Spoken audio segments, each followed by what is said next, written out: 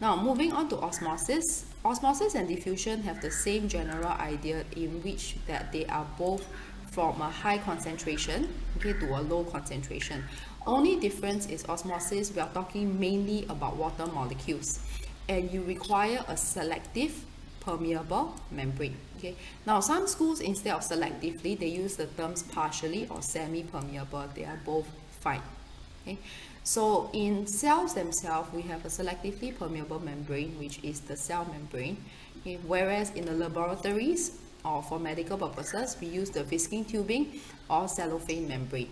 So fully permeable substances will allow all cells to come in, whereas a selectively permeable membrane will only allow substances based on their size. So as long as the concentration of water is the same from one side to the other side, there will be no net movement of water molecules. Okay, no net movement means water molecules are still moving in and out, but it is just that the total concentration will be the same.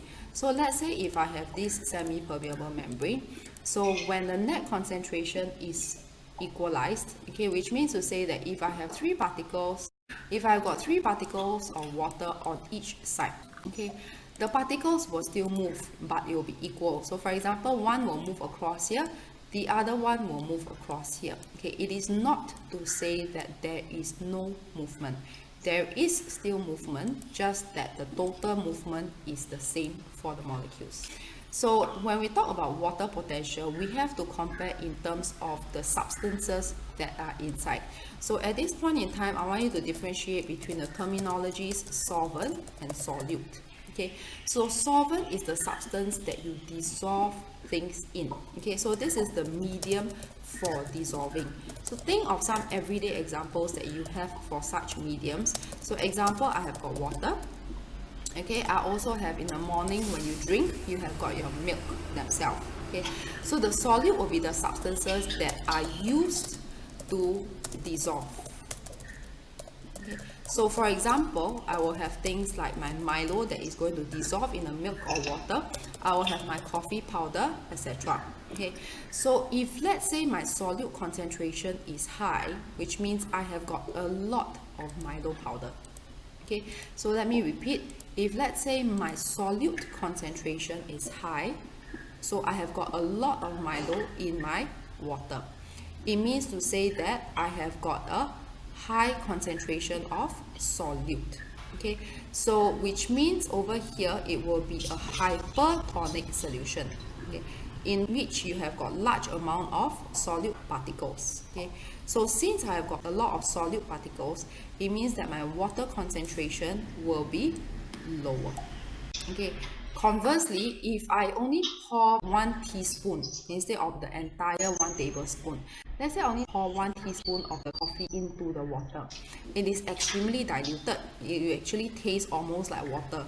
So that means you have got a very small amount of solute particles. So more water, therefore it is called hypotonic solution.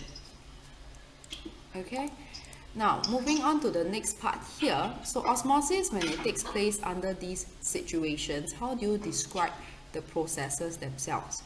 Okay, so when I have got the same concentration in both X and Y, when I have got the same percentage, 10% sugar here, 10% sugar here, so which means that my water concentration will be 90% on both sides.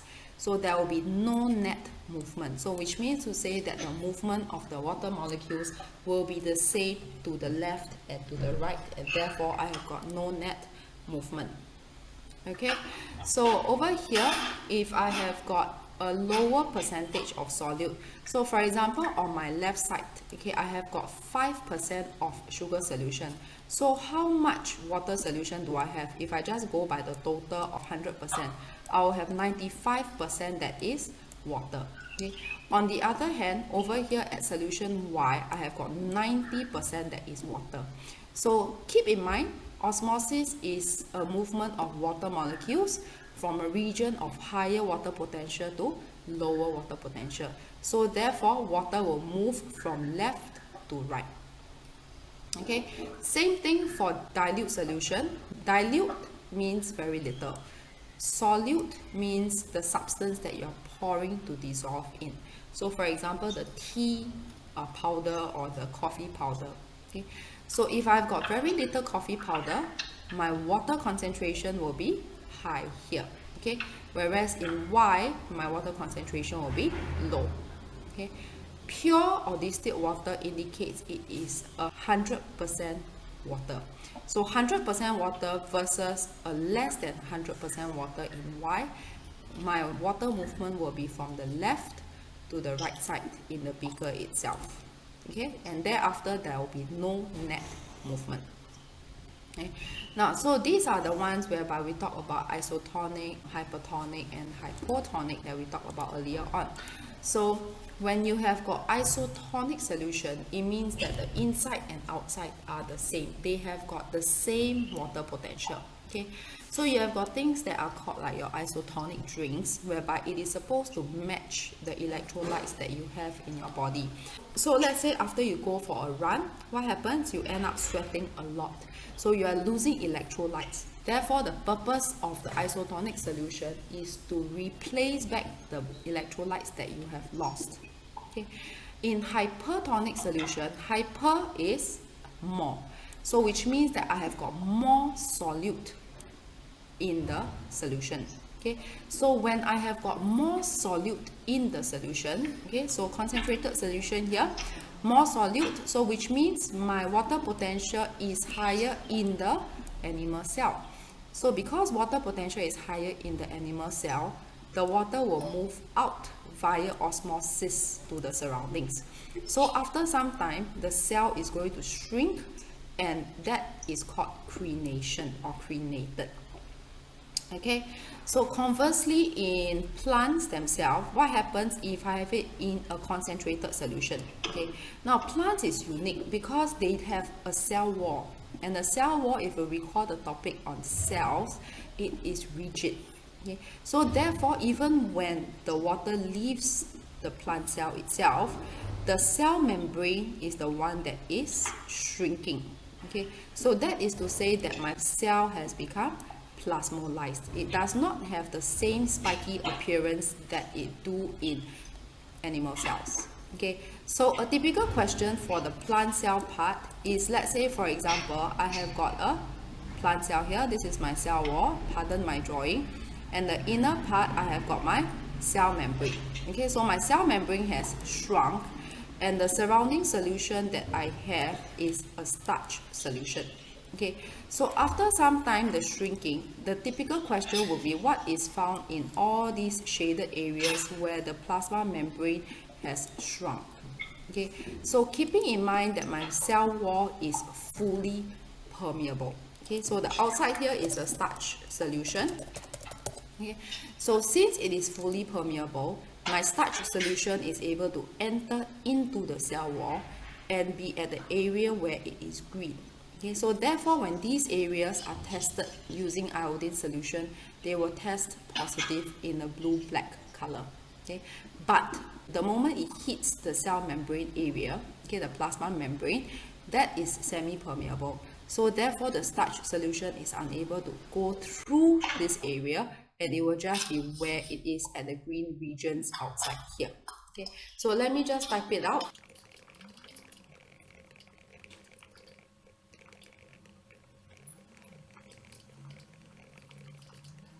Alright, now let's go back to this part here. Okay, so at this part here, I have got a hypotonic solution.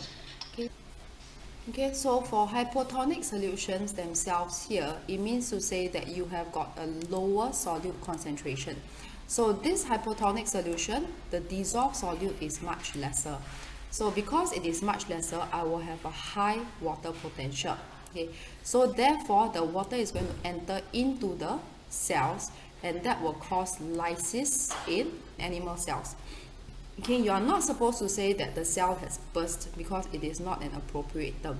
Okay, now in plant cells, the same thing. I have got a cell wall. Okay, so because the cell wall, it is extremely strong, what happens is that the plant cell only becomes turgid. Okay, so when you draw out, you're supposed to draw the cell membrane to be very closely packed. to the cell wall area, and the total change in the shape from the original to the expansion should not be drastic. Okay, it is only the shape of here, this region, that should be closer to each other. Okay, so why do all these things take place is because we have got what we call surface area to volume ratio. Okay, so an everyday example will be, for example, if you are going to cook a dish, you do not just throw the entire potato into the pot. So what do? You cut it up into small pieces. So the smaller the pieces, the faster the rate of cooking. Okay? So why is that so? Is because the smaller the piece, the surface area to volume ratio is actually larger. Okay? So look at this small piece here, the ratio will be 6:1. Compared to a large one, it is a ratio of 2:1. Okay? So therefore, the smaller the size, you will have greater surface area. So therefore, you have got faster movement of substances. Okay? So why is faster movement of substances important? Is this red box you have here. It enables nutrients and oxygen to diffuse quickly into the cell, okay, which is of importance because the cell requires it for respiration, photosynthesis, and other modes of energy making areas. At the same time, the cell also produces waste, not just in plant cells or animal cells, but in almost any type of cells. And the waste production to go out of the cells will be quicker, and that is required to prevent toxicity from building up. Okay, so what are some of the adaptations that is made possible for these? Okay, we covered some of these under the topic for cells themselves. So root hair cell, you have got an elongated protrusion for increased surface area to volume ratio. Red blood cells, you have got biconcave shape. Okay, so to recap, your biconcave shape actually looks like that. Okay, so both sides they are concave, so that will increase the surface area to volume ratio for these cells.